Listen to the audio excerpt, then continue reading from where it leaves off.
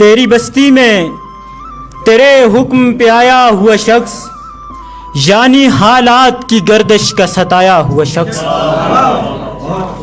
میرے آنسو تو ان آنکھوں سے عیاں ہوں گے نہیں، میں ہوں تقدیر کی آنکھوں کا رلایا ہوا شخص۔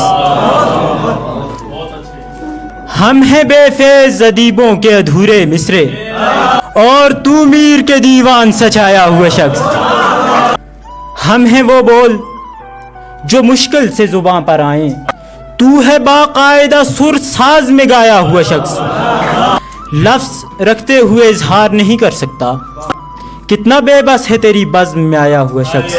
میں اسے دیکھ کے حیران بہت ہوں حافظ، میں اسے دیکھ کے حیران بہت ہوں حافظ، ایک حقیقت ہے میرے خواب میں آیا ہوا شخص۔